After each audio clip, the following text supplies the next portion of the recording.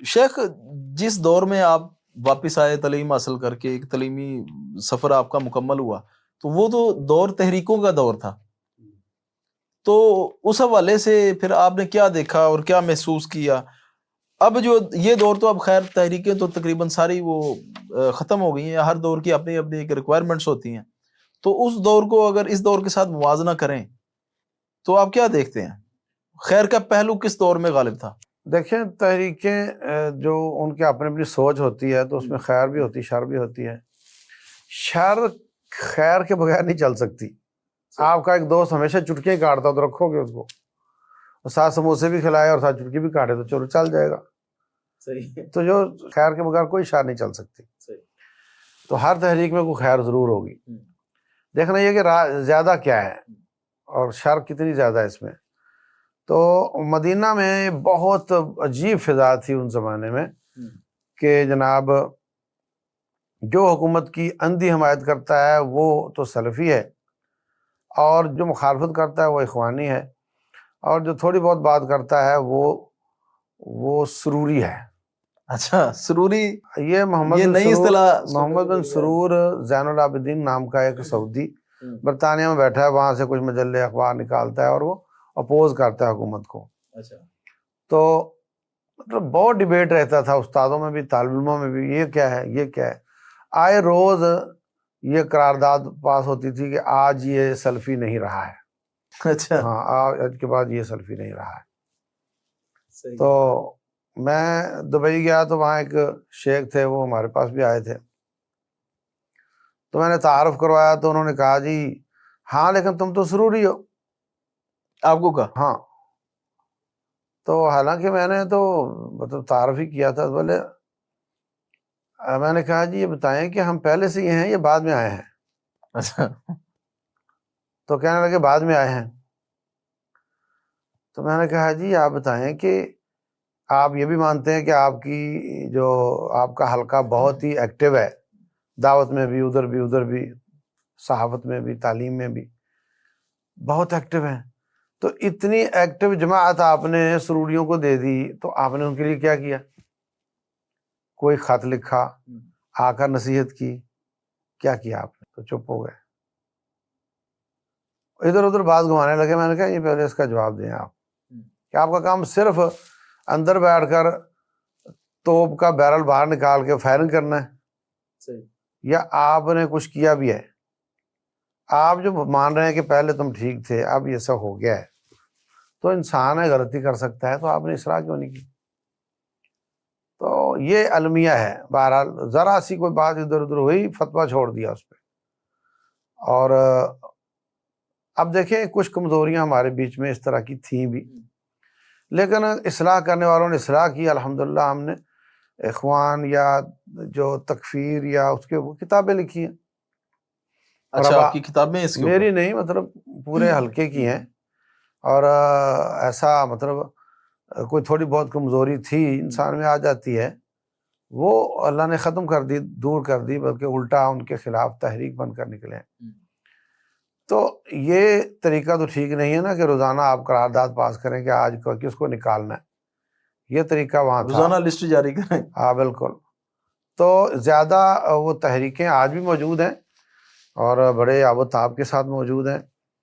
تو جیسے مصر میں اخوان المسلمین ہے، سوڈان میں بھی اخوان المسلمین ہے، اسی کی ایک شکل حماس ہے، وہ بھی اخوان المسلمین ہے. اسی نظریات کے حامل تھے مودودی صاحب اور ان کے پیروکار، اور جو بھی ہیں وہ سارے اسی سوچ کے ہیں. جماعت اسلامی وغیرہ؟ ہاں بالکل ٹوٹل. اور افغانستان میں حزب اسلامی ہے. کون سی؟ حزب اسلامی، وہ بھی موجود ہے. وہ مطلب حکمت یار صاحب کی جو جماعت ہے. تو یہ ایک سوچ ہے، اس میں ہر طرح کے لوگ ہیں، اہل حدیث بھی اس میں گئے ہوئے ہیں، بریلوی دیوبندی بھی گئے ہوئے ہیں. تو ان کی ایک سوچ ہے حکومتوں کو اپوز کرنا، اور یہ سوچ کے جب تک حکومت نہیں مل جاتی اس وقت تک ہم ٹھیک طریقے سے کام نہیں کر پائیں گے دعوت کا.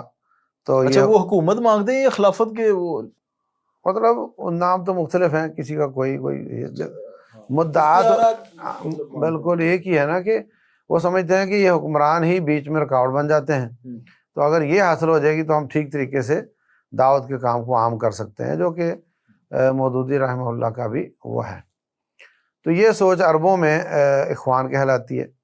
شیخ ابھی بات وہ آگے نکل جائے گی، حماس کے حوالے سے کچھ لوگوں کا موقف ہے، ابھی تو سوشل میڈیا ہے نا، تو کوئی بھی ایک بندہ شدنی چھوڑتا ہے تو وہ پھر آگے پھیل جاتی ہے، تو اس کے حوالے سے کچھ لوگ کہہ رہے ہیں کہ حماس شیعہ تنظیم ہے۔ نہیں، یہ پہلے دن سے ہی جو اخوان المسلمین ہیں ان کے روابط جو ایران سے بہت اچھے ہیں، حتیٰ کہ صدر مرسی صاحب جی پہلی وزٹ ان کی ایران کی تھی، تو ان کے آپس میں پاکستان میں بھی آپ کو کبھی بھی ایک دوسرے کے خلاف بولتے آپ ان کو نہیں دیکھیں گے، تو ان کی اچھی کوآرڈینیشن ہے ان کے ساتھ۔ اور دیکھو جی، یہ تو نیکی کی بات ہے، ایک یہودی کے خلاف جہاد کرنا ہے، اس میں ہم اپنے اختلافات لے کر تو نہیں بیٹھیں گے نا، تو جو بھی ان کا تعاون کرے وہ تو اس کو سلوٹ کریں گے، اس کو اچھا کہیں گے۔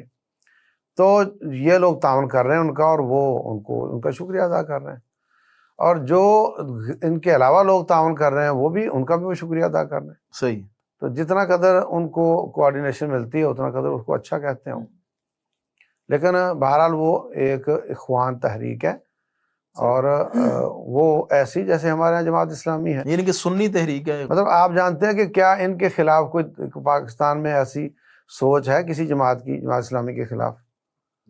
تو مطلب کوئی بھی جماعت ان کو بلوا بھی لیتی ہے، کوئی بھی جماعت ان کے بلائیں پہ پہنچ بھی جاتی ہے، تو اسی طریقے سے وہ وہاں پر ہے۔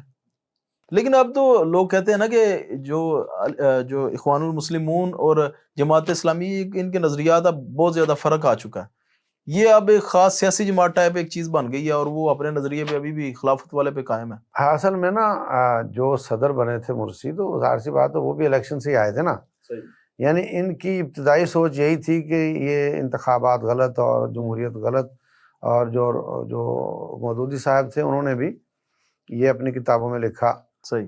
اور بعد میں پھر ان کا یہ فیصلہ ہوا کہ نہیں یار، کب تک انتظار کریں گے، وہ کام تو ہو نہیں سک رہا، تو جو اس وقت پاسبل ہے کہ انتخابات کے ذریعے ہی کچھ کر لیا جائے تو وہ تو کریں نا۔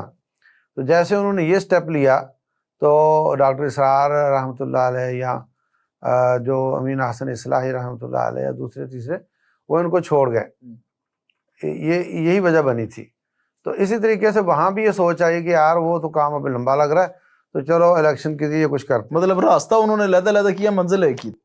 تو نہیں، دونوں کی سوچ ڈائیورٹ ہوئی ہے نا، دونوں کی سوچ۔ اخوان نے بھی وہاں پر یہ کام کیا ہے، الیکشن لڑے ہیں، جیتے ہیں، اور ان کا صدر بن گیا تھا، تو اسی طرح یہ بھی الیکشن میں یہ نہیں زیادہ کامیاب ہو سکے، لیکن بہرحال یہ تو انہوں نے بھی اپنی سوچ ڈائیورٹ کی ہے۔